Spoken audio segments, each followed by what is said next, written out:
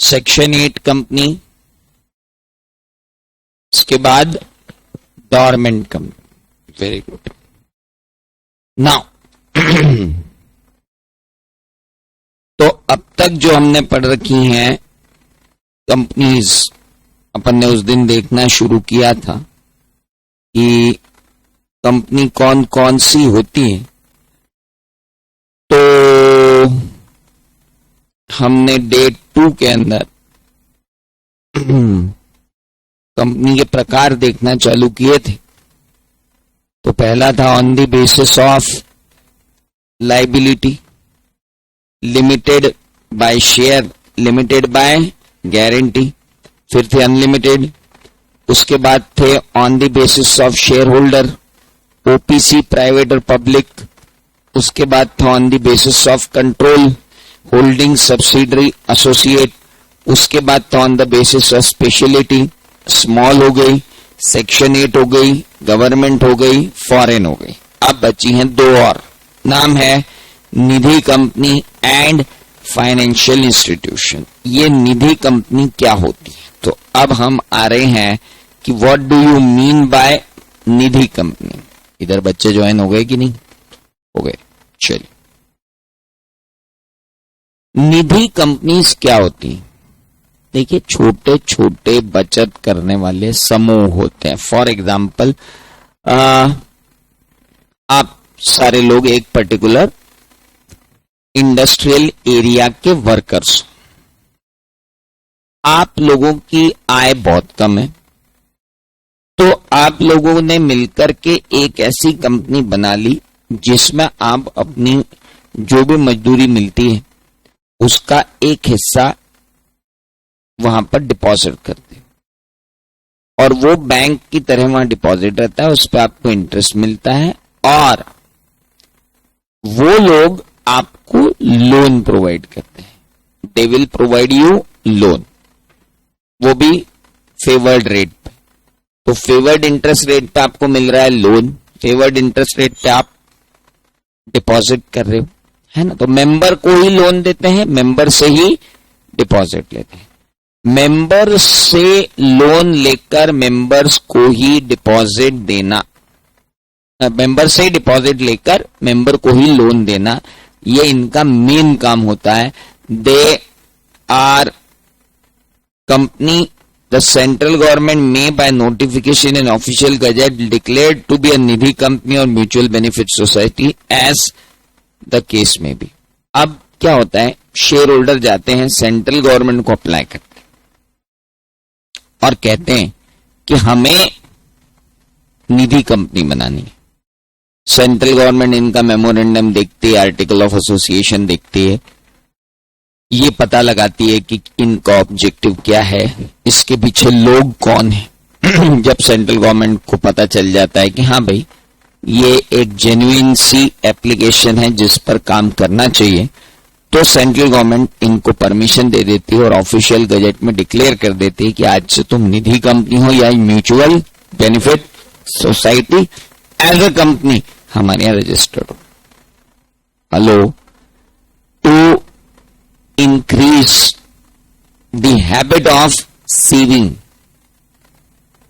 And to have importance of borrowing, जो particular company incorporate की जाती है उससे हम क्या कहते हैं, निधि कंपनी। निधि कंपनी के सच कोई आने के चांसेस होते ही नहीं है, क्योंकि नॉर्मली ये कंपनी बनती भी नहीं है। साउथ इंडिया में मैक्सिमम ये कंपनी मिलेंगी आपको, इंडियन कंटेक्स्ट में तो इन कंपनीज का मिलना मुश्किल। Then comes PFI, public financial institution.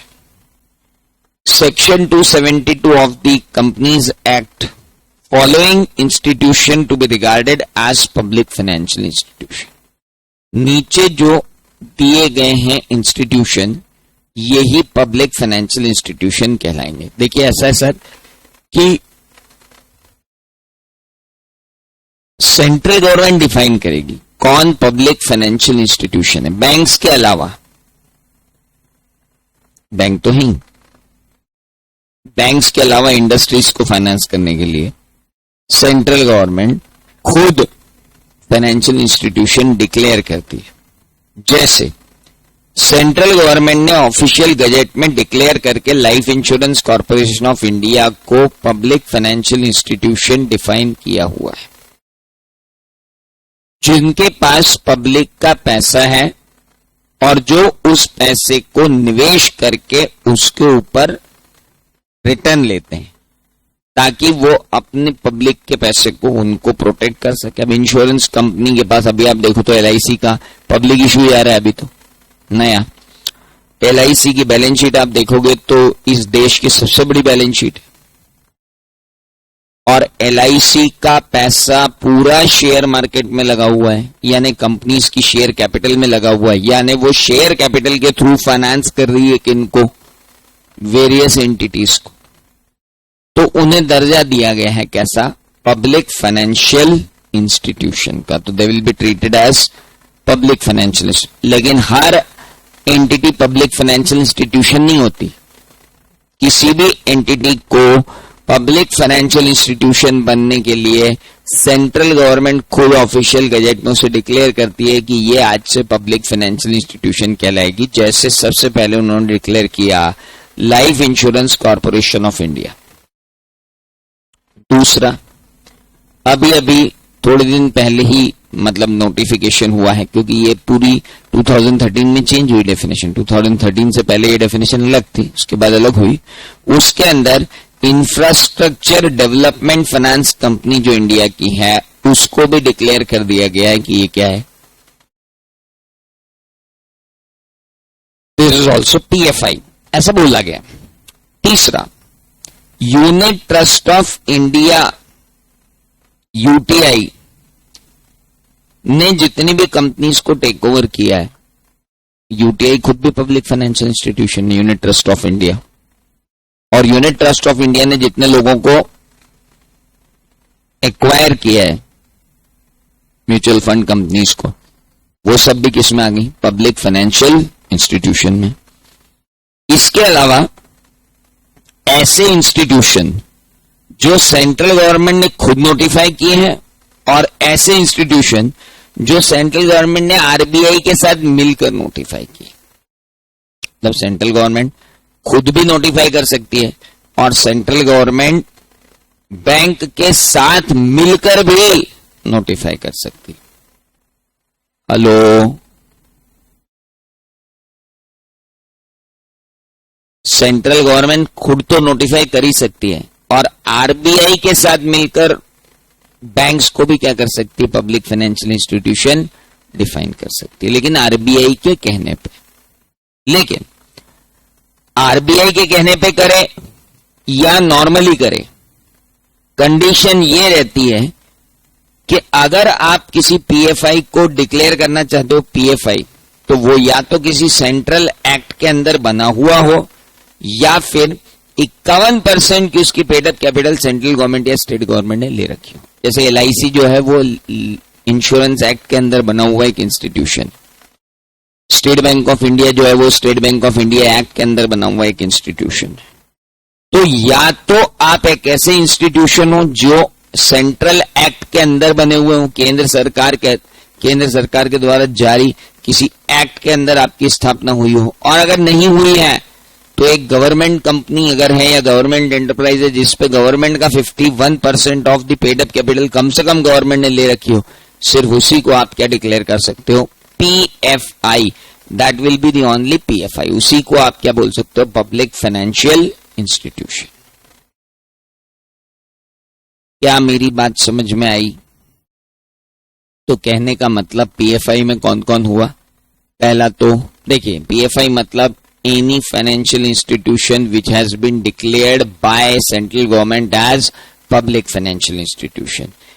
Central government ने अब तक किन किन को पब्लिक फाइनेंशियल इंस्टीट्यूशन घोषित किया, पहला LIC ऑफ इंडिया, दूसरा infrastructure development corporation of India, तीसरा UTI के अंदर जितनी भी कंपनीज हैं उनको, चौथा ऐसे फाइनेंशियल इंस्टीट्यूशन जो सेंट्रल गवर्नमेंट ने नोटिफाई किए, पांचवा ऐसे फाइनेंशियल इंस्टीट्यूशन जिनको सेंट्रल गवर्नमेंट ने RBI के साथ मिलकर फाइनेंशियल इंस्टीट्यूशन डिक्लेयर किया, लेकिन किसी को भी फाइनेंशियल इंस्टीट्यूशन डिक्लेयर करने से पहले दो काम करना जरूरी है। पहला, एस्टेब्लिश और constituted by act under central और स्टेट एक्ट, सेंट्रल एक्ट या स्टेट एक्ट के अंदर वो एस्टेब्लिश हो। और दूसरा, at least 51% of the paid up share capital is held by central government और स्टेट गवर्नमेंट और पार्टली बाय सेंट्रल गवर्नमेंट और पार्टली बाय स्टेट गवर्नमेंट, या हम कहें कि सिंपल गवर्नमेंट कंपनी, उसी को आप क्या कर सकते हो, नोटिफाई। अरे कुछ समझ में आया? टाइप ऑफ कंपनी पर आपको प्रश्न मिलेंगे ही मिलेंगे पेपर के अंदर, ये आप मान के चलिए। मैंने आज आपको कुछ भी नहीं भेजा इसलिए क्योंकि मैं आपको आज पहले क्वेश्चन की प्रैक्टिस करवा दूं, उसके बाद नई चीज चालू करें, क्योंकि 4 दिन का जो कोटा था वो तो पूरा हो गया, लेकिन उन 4 दिनों के बाद अब जो इंस्टीट्यूट हमसे पूछ रहा है मॉड्यूल के अंदर, एग्जाम के अंदर, पहले वो भी देख लें।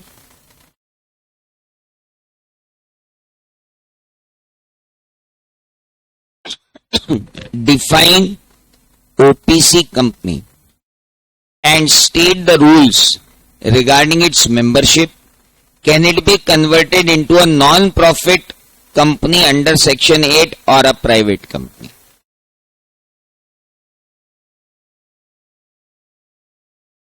अंकल आंटियों, कितने नंबर का क्वेश्चन है ये 6 नंबर अपने को पूरे चाहिए। अब आप ये नहीं कह सकते कि सर वो तो नहीं लिख पाएंगे, लपड़ पड़ जाएगा बेहतरीन वाला। इससे घटिया कोई क्वेश्चन नहीं हो सकता। गुलाब जामुन दे रहे हो तुमको, एज इट इज खा लो बेटा। नहीं यार, नहीं यार मैं तो नहीं लिखूंगा, तो फिर भैया आप देख लो, आप पास फेल होने के लिए बहुत कोशिश कर रहे हो आप। क्योंकि ये क्वेश्चन क्या है, मेंबरशिप बनने के रूल क्या है?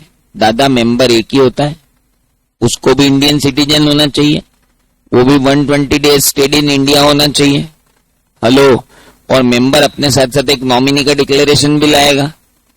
नॉमिनी खुद भी चेंज हो सकता है या ये भी चेंज कर सकता है। हेलो, मेंबर का पर्सन होना जरूरी है, कोई बॉडी कॉर्पोरेट मेंबर नहीं हो सकता। हेलो, और एक बंदा एक ही कंपनी में मेंबर हो सकता है। ये सारे तो मेंबरशिप के रूल हो गए।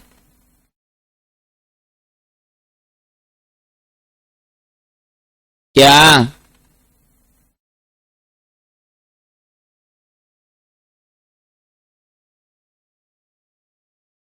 उतने बच्चे रहते हैं, बच्चों की संख्या उतनी रहती है, चेहरे बदल जाते हैं 2-3 मतलब एब्सेंट हो जाते हैं 2-3, बाकी संख्या उतनी रहती है आप लोगों के। हैं गुड। नहीं, फ्री में पढ़ा रहे ना आजकल, रोज तो आ रहा है, कहीं यूट्यूब पे आ रहा है, कहीं कहीं आ रहा है फ्री में फाउंडेशन पढ़ो। तो मैंने कहा भैया कहो कोई फ्री में चला गया, बोले इनसे कौन पढ़े, फ्री में पढ़ लेंगे। बढ़िया।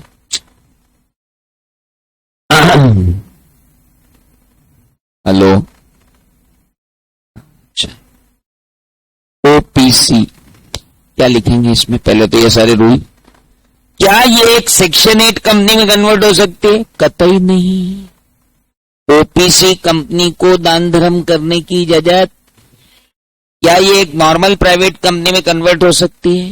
हाँ बिल्कुल हो सकती है। कब कन्वर्ट हो सकती? जब चाहे। पहले ये था कि वजह कन्वर्ट होने के लिए 2 साल ने ये न वो न, अमेंडमेंट में उन्होंने बोला भाई तेरे को जब कन्वर्ट होना हो जा तो हो जाओ। तो ये क्वेश्चन जो उन्होंने पूछा है कि प्राइवेट कंपनी में कन्वर्ट होती है, इसका सजेस्टेड मत देख लेना, क्योंकि इसका सजेस्टेड अनअमेंडेड मिलेगा। अभी अमेंडेड आंसर क्या हुआ?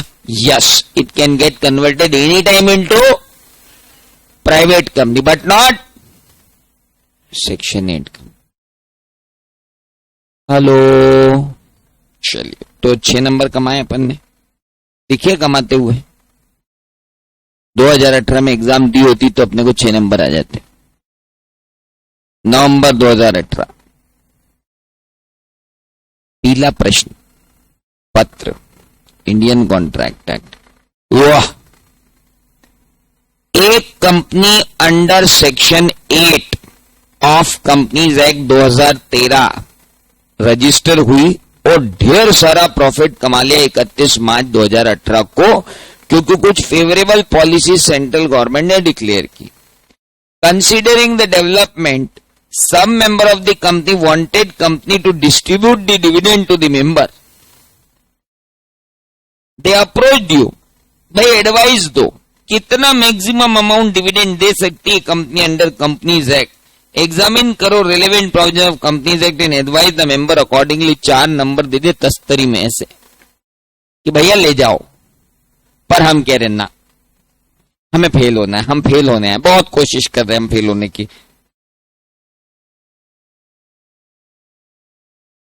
तो जो फेल हुआ होगा ना इस पेपर में, निहायत गधड़ा आदमी होगा वो, निहायत बेवकूफ, मूर्ख, शठ, जो भी आप विशेषण जोड़ना चाहो। मैं ये भी क्वेश्चन गलत करके आ गया हूं। अरे नास पीटे, तेरे को हमने तेरी कॉपी में लिखवाया, तेरे को स्लाइड में बताया, section 8 company not for profit making company होती है, इसके मेमोरेंडम में लिखा रहता है कि ये डिविडेंड नहीं देगी। इसलिए ये पूछना कि डिविडेंड दे दें क्या और कितना दे दें, मूर्खतापूर्ण प्रश्न है। ऐसा मत लिख के आना मूर्खतापूर्ण प्रश्न, लिख के आना कि गलत बात है ना, मैं जैसा बोल रहा हूं ऐसा मत लिखाना, लिखा है बोले मूर्खतापूर्ण प्रश्न है। नहीं नहीं, अपने को लिखना है नहीं हो सकता, क्योंकि ऐसा उसको अलाउड ही नहीं है। 4 नंबर मिल रहे हैं इसके, इतना से लिखने के 4 नंबर क्यों? पहले प्रोविजन लिख दो, उसके बाद क्वेश्चन वापस लिख दो। In the given question, a Section 8 company 2013 earned huge profit during financial year this and favorable policy declared by government development consider करके some member of the company wanted company to distribute a dividend to the member of the company, but looking to the above provision they cannot। खत्म हो गया ना बड़ा answer. अरे hello, आधा उत्तर तो प्रश्न में ही दिया है। यही तो राइटिंग स्किल नहीं थी सर, पहले मिल जाते ना आप तो हम तो अभी पास हो जाते हैं। देखो अब जिस समय पे जो होना होता है उस समय वो होता है ना, टेंशन नहीं लेना, आगे बढ़े। चलो 9 मई 2, देखो अपन ने जो मैंने बोला आपको टाइप्स ऑफ कंपनी, उसमें से एक क्वेश्चन आता जरूर है। हाँ ये ध्यान रखना कि अपन ने जो 3 दिन वेस्ट इन्वेस्ट जो भी किए उसमें क्वेश्चन आता जरूर है। आइए, इंडियन कॉन्ट्रैक्ट एक्ट, कंपनी के आर्टिकल ने एम्पावर किया एजेंट को, ये अल्ट्रा वायर्स एक्ट का क्वेश्चन है, इसलिए अभी नहीं देख सकते। Near silence, LLP, relevant, partnership, partnership, partnership, artist आ गया, इंडियन कॉन्ट्रैक्ट एक्ट आ गया, सेल ऑफ गुड्स एक्ट आ गया, पार्टनर्स आ गए। ओ हो, ये क्या है भैया?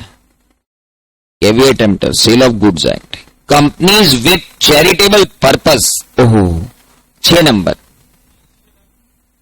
ब्रैकेट में सेक्शन 8 भी लिखा कि देखो आपको कंफ्यूजन नहीं होना चाहिए ना। हाँ, mention the condition of issue and revocation of licence of such company by government, 6 number. भाई हम एक एप्लीकेशन देंगे सेंट्रल गवर्नमेंट को कि हम art, commerce, science, sports, culture, religion, charity करना चाहते हैं और हम not for profit making company है। हमने अपने आर्टिकल में भी लिख दिया है कि हम चैरिटी पर्पस के लिए ही हैं, हम डिविडेंड डिस्ट्रीब्यूट नहीं करेंगे।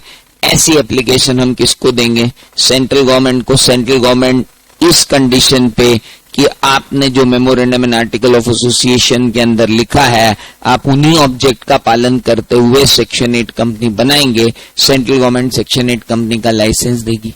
लेकिन अगर सेक्शन 8 कंपनी को लगा कि डायरेक्टर्स जो है फ्रॉड कर रहे हैं, मिसमैनेजमेंट कर रहे हैं या पर्सनल प्रॉफिटियरिंग कर रहे हैं या ये कंपनी अपने लक्ष्य से भटक चुकी है, तो सेंट्रल गवर्नमेंट लाइसेंस रिवोक कर सकती है। और रिवोक करने के बाद जो कल बताए थे, या तो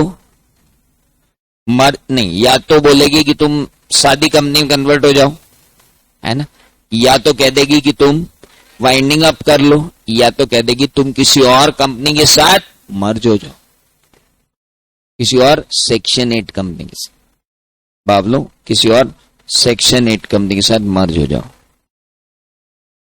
ऑनलाइन लोगों, क्या हवा आ रही कि नहीं आ रही?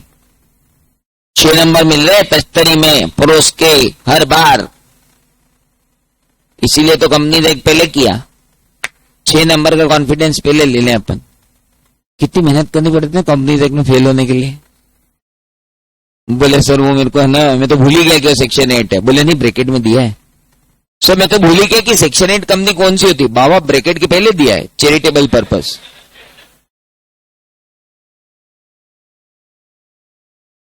सर मेरे को ये समझ में नहीं आया कि ये क्वेश्चन कंपनीज एक्ट का है क्या? वही दिया हुआ है, कंपनीज एक्ट 2013।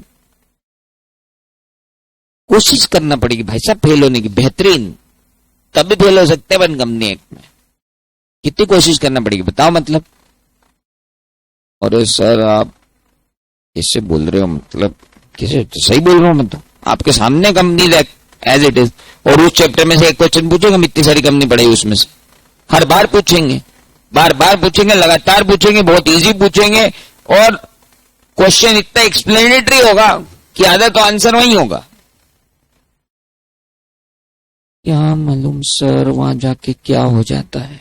अरे सर, ओहो हो, वाह वाह वाह वाह वाह वाह। ये क्वेश्चन खैर अब नहीं आएगा क्योंकि ये पुराने रूल पे है, क्योंकि ओपीसी के कन्वर्ट होने का रूल था कि अगर आप टर्नओवर एक्सीड कर जाते हो तब तो वो रूल ही खत्म हो गया, तो ये प्रश्न आने से रहा। तो चलो ये 4 नंबर अब रिपीट होके नहीं आएंगे। Sale of goods act 1832, 1932, 1932, 1932। सोमन लाल यमन क्या कर रहा है, क्या कर रहा है, कौन सा एक्ट है ये? इंडियन कॉन्ट्रैक्ट एक्ट है। उसके बाद अनपेड सेलर है, उसके बाद इंडियन पार्टनरशिप है, उसके बाद शॉपकीपर। वाह वाह वाह वाह वाह। गीता वेंट होलसेल शॉप में गई गीता, अरे वाह। मेमोरेंडम पे क्वेश्चन आ गया भाई साहब, बाद में देखेंगे। Income from dividend in order to tax liability.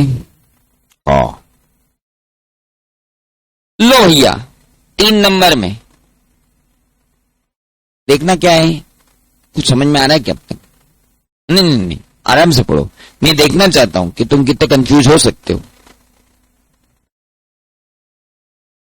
कौन सा क्वेश्चन पढ़ना है पहले ये तो बता दो। सी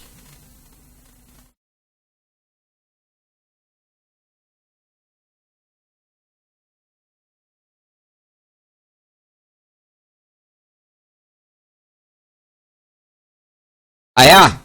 दिनसा आइसक्रीम, दिनशा मोनेक जी पेटेट, केसी तो दे दिया उसने बेचारे ने, खाली नाम ही तो चेपना है वहां पे, दिनशा मोनेक जी पेटेट। देखो आपको कितनी मेहनत करनी पड़ेगी फेल होने के लिए।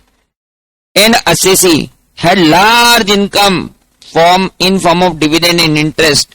In order to reduce his tax liability, he formed 4 private limited company and transferred his investment to them in exchange of their share. The income earned by the company was taken back by him as pretended loan. Can A be regarded as separate from private limited company he formed? अब इसका answer चालू होगा. Company's basic characteristic is that it is a separate legal entity and there is existence of corporate will which regards that company and its owners are altogether different and which was very well settled in case of Salomon versus Salomon. अब तक तो अपन ने उसका हवा ही नहीं लगने दी कि अपन लिख क्या रहे. सेपरेट लीगल एंटिटी लिख क्या है, सेलोमन पढ़ क्या है, सेलोमन नहीं पूछा तो भी लिख क्या आएंगे सेलोमन. अपने को आता है, बताना पड़ेगा ना, बताएंगे, आता है हमको. देख फिर हो गया साला, यहाँ तो दिनशा लिखना था, इसने तो सेलोमन लिखा है. हम बोलेंगे रुक, फिर हम लिखेंगे there are certain circumstances where government and courts have disregarded the separate legal entity concept which is known as lifting of corporate will. As the given case, there is a similar case was there and settled by the court in case of Dinsha Manekji Petit, where the SSC, और वही पूरा लिखना है, यही सेम। Hello, as the intention of the SSC is to evade the tax, hello, to protect the revenue, government can lift the corporate wheel and treat company and owner as a single person. Oh, hello, समझ में आ गया? तो ये दिनशा मानिक जी patent पर उन्होंने आपको 3 marks ऐसे दे के, ले बेटा ले जा। हेलो, अपन फेल क्यों हुए मालूम? कंपनी ला इतना ढंग से पढ़ लेते ना तो बहुत मजा आ जाता सर। आखिर में हम थक गए। अरे वाह, बहुत ही अच्छी बात हुई। लो, लूट लो 4 number.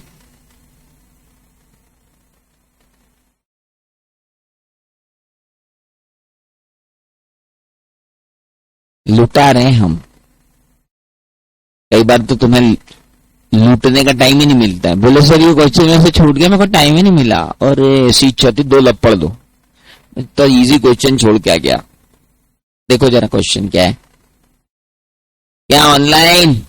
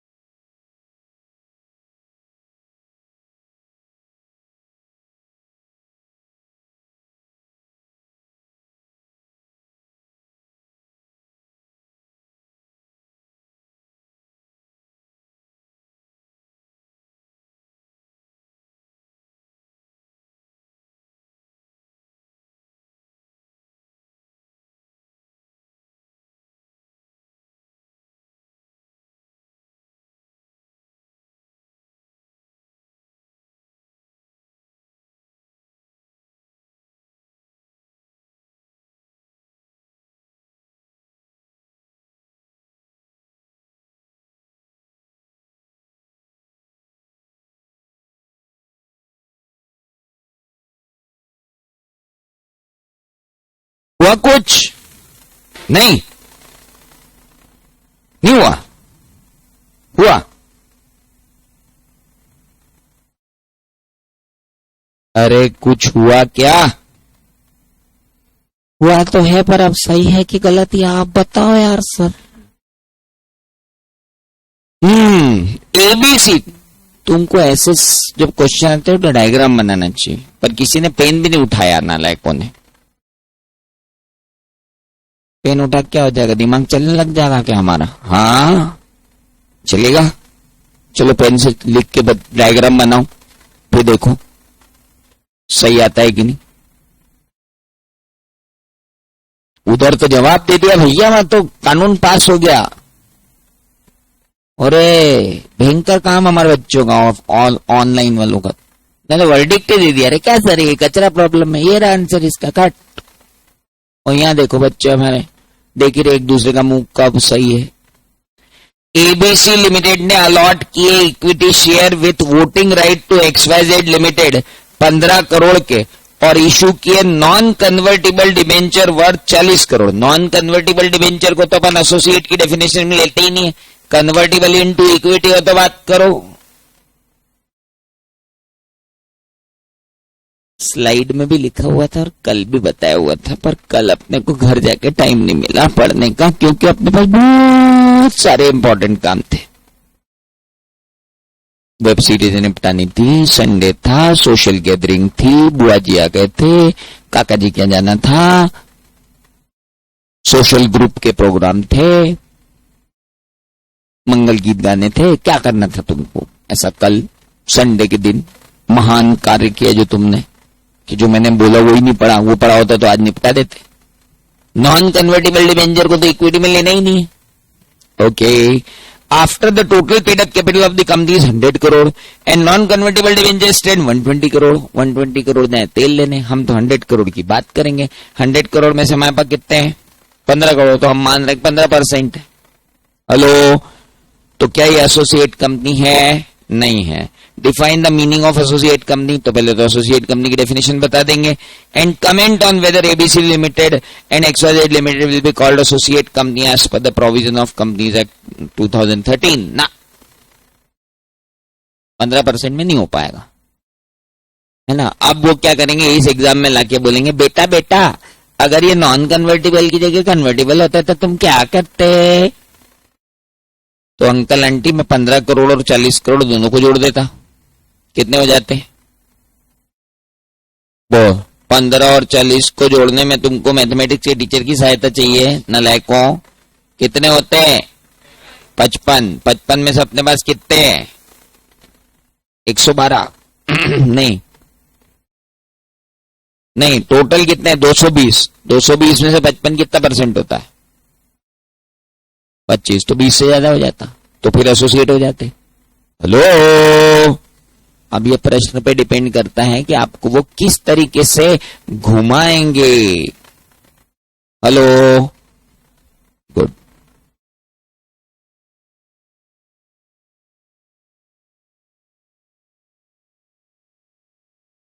Indian contract act, public company, 245 member है कंपनी में, ट्रेड डिटेल ये रही। ओए होए होए होए, हा हा हा, क्या प्रश्न पूछा है?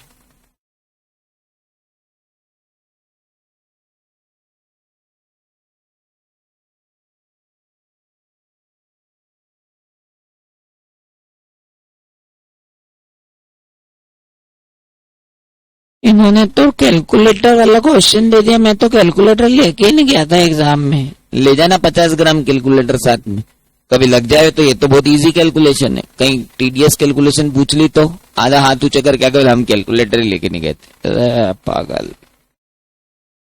क्या होगा? कोई तुम्हारे हाथ में कैलकुलेटर देख के हंसेगा, लॉ के पेपर में कैलकुलेटर लाए, ठीक है हम लाए हमारा कैलकुलेटर, तू कौन? हंस ले। क्या कुछ करना है अपने को इसमें?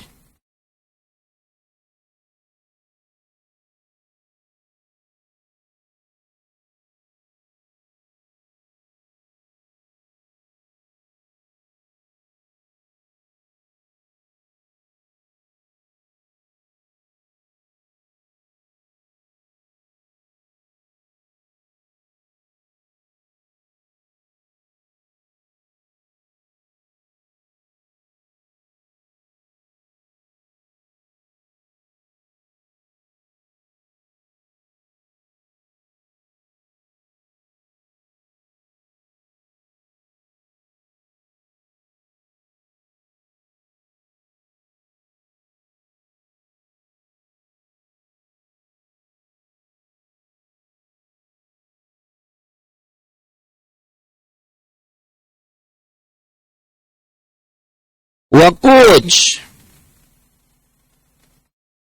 हो रहा है क्या? बढ़िया है भैया।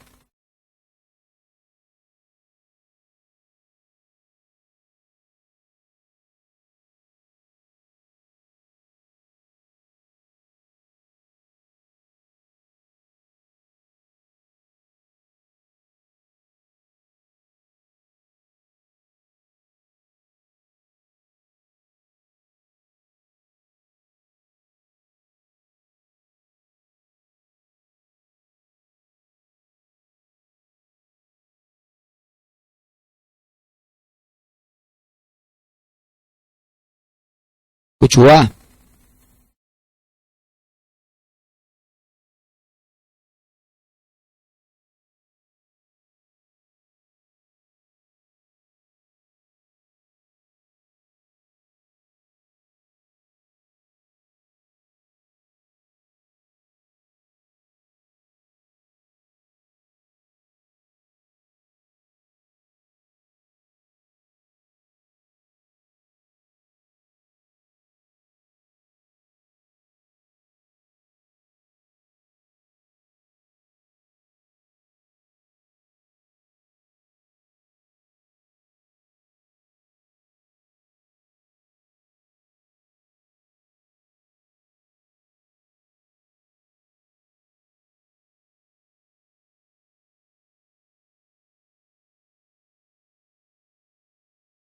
हो गया?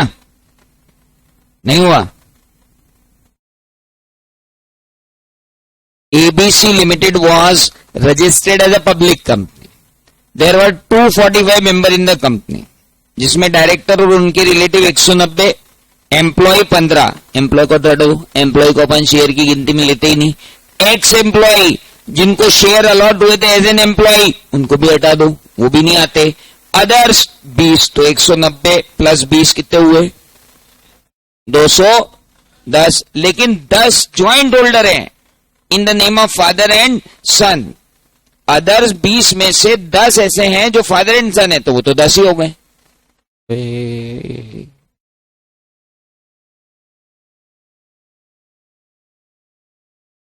अरे तो भैया लिख ही देते। ओहो, वहां तो आंसर लिख के भेज दिया, बोले आप देखते रहो, हमें तो हो गया गजब। तो भाई क्या करूं? 200 ही है ना, तो कर लो convert. The board of director of company propose to convert into private company, advise whether reduction in number of members necessary. नहीं है भैया, नहीं है। क्यों नहीं है? 15 तो आएंगे नहीं, 20 आएंगे नहीं, और जो 20 दिख रहे हैं वो 10 हो जाएंगे। तो 190 प्लस 10 कितने हुए? 200। बढ़िया है, 200 लोगों की कंपनी बना लो। टफ था यार सर ये क्वेश्चन, बिल्कुल टफ नहीं था, घटिया था। प्राइवेट लिमिटेड कंपनी की डेफिनेशन के ऊपर था। मेहनत करनी पड़ेगी फेल होने के लिए कंपनी लॉ में। सर मेरे को है ना वो याद ही नहीं था कि एम्प्लॉय और एक्स एम्प्लॉय दोनों आते। स्लाइड में दिया था, पढ़ाया भी था। और ज्वाइंट होल्डर 2 के 1 होते तो आपने पढ़ाया ही नहीं, उन्हें भयंकर पढ़ाया था। फिर मैं कैसे फेल हो गया? अब वो तू जान भाई, हमने तो पढ़ाया, जो पढ़ाया वही उसने पूछा, और जो पूछा तू लिख के नहीं आया। इसको लिखना कैसे था सर? राम, कैसे लिखना था वो बताओ इनको। आजा बेटा, जनवरी का ही था ना पेपर। हो, ये देख बेटा, ऐसे लिखना था। इतनी इंग्लिश तो नहीं लिख पाऊंगा मैं। अरे इसमें क्या इंग्लिश लिखनी है?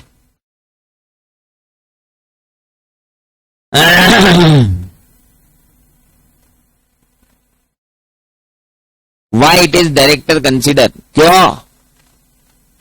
डायरेक्टर भी शेयर होल्डर हो सकता है, टेंशन क्यों लेता है? पहले तो उसने क्वेश्चन ही लिख दिया, देखो तो सही कितना स्मार्ट है। पहले तो एक पैरा क्वेश्चन में निपटा दिया, फिर दूसरा बोलता है 2 लोग रह रहे हो तो 1 मानेंगे, फिर बोलता है कि एम्प्लॉय और एक्स एम्प्लॉय को नहीं मानेंगे, इसलिए यूं यूं यूं यूं यूं 200 नमस्ते। हो गया। रटना है? नहीं रट लो। हेलो, अब बस सर एक ही प्रॉब्लम आ रही है कि वह सेक्शन याद नहीं हो रही है। 268 तो नहीं लिख पाऊंगा मैं, रुक जा, उसका भी इंतजाम कर देंगे। पहले कंसेप्ट समझ लो। एक आदमी आपको बहुत अच्छा लगा है ना, उसके बाद आप उसको बोल लो इसका नाम राज है, तो याद हो जाता। एक आदमी को आप जानते नहीं, पहचानते नहीं, खाली एक झलक दिखाइए राज, तो राज तो याद रहेगा, लेकिन कौन सा आदमी याद नहीं रहेगा। पहले आदमी ध्यान रखो, फिर उसका नाम। तो पहले अपन ने सेक्शन याद कर ली ना, अब लेवल याद करने में दिक्कत नहीं आएगी। अपने को अंदर का कंटेंट मालूम है, खाली ऊपर का लेवल चाहिए, कर लेंगे। शांति रखो थोड़ी सी। वही तो नहीं है सर, पहले बहुत देर हो गई हमको, हमारे फ्रेंड ऊपर बैठे हैं। अरे कहीं नहीं जा रहे, वो यही है, तुम्हारे साथ रहेंगे वो पूरे टाइम, मत टेंशन।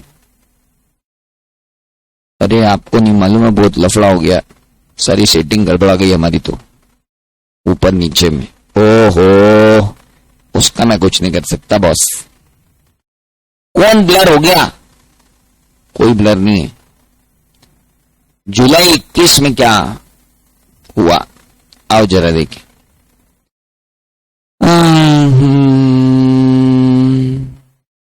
एग्रीमेंट ओपीसी, वाह 4 नंबर, लूट लो, लूटो भैया। बहुत मेहनत करनी पड़ेगी आपको फेल होने के लिए कंपनी लाऊं भाई साहब।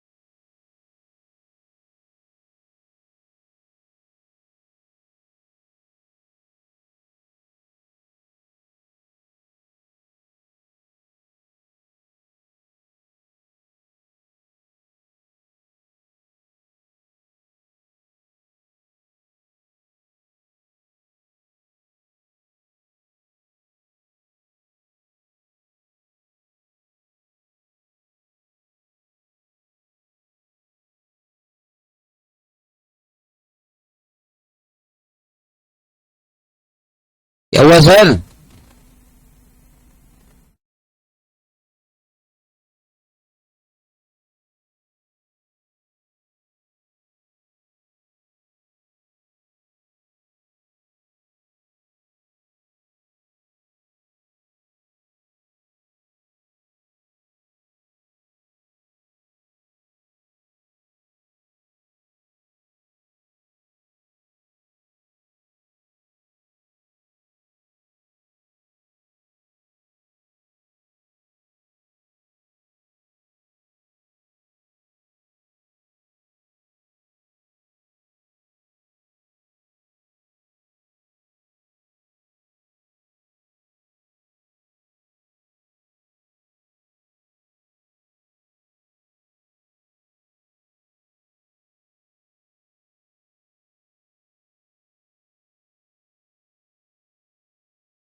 क्या हुआ प्यारे बच्चों, कहां तक पहुंचाई तुमने गाड़ी?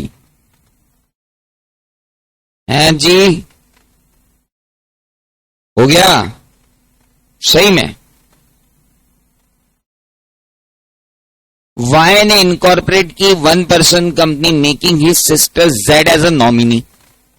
जेड इंडिया छोड़ रही है परमानेंटली कि मेरी तो मैरिज हो रही, मैं तो जा रही, bye. Due to this fact she is withdrawing her consent of nominee in said OPC. Okay.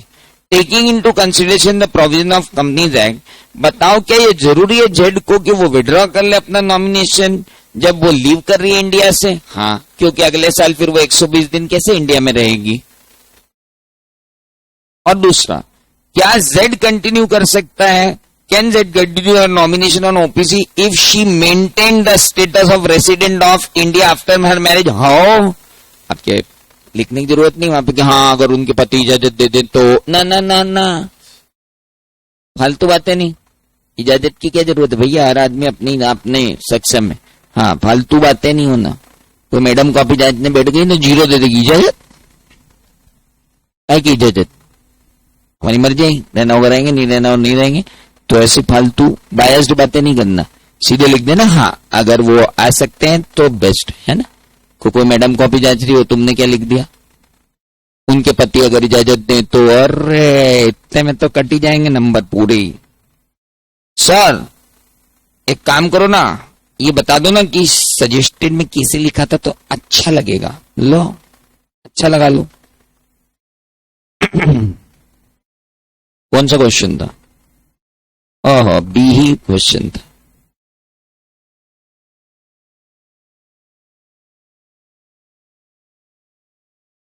मेरे को नहीं देखना, उसको देखना है, वहां देखो।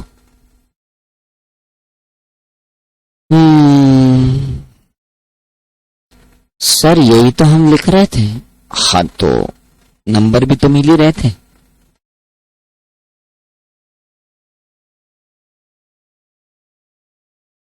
ये 182 डेज के जगह कितने लिखना है?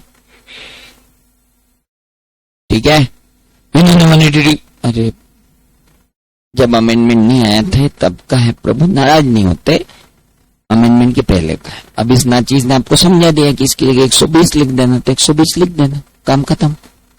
विनीता जी समझ में आ गया बेटा, गुड। चलो आखिरी एग्जाम बची, ताजा ताजा पेपर, इसका तो करवा दिया था शायद मैंने।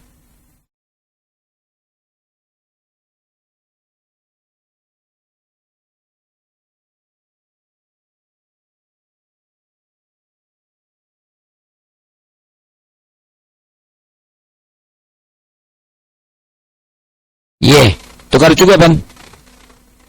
ओहो ये तो हो चुका ना, तो बस नमस्ते। जितना पढ़ा उतना हर एग्जाम में आया है। अब वो चारों स्लाइड आप देख लो, फिर भी आपकी इच्छा हो कि नहीं यार अपने को तो इस बार फेल होना है, तो आप छोड़ दो, है ना, क्योंकि उतनी स्लाइड में से क्वेश्चन आएगा। Got it, good. बाकी की बातें करेंगे कल। नमस्ते।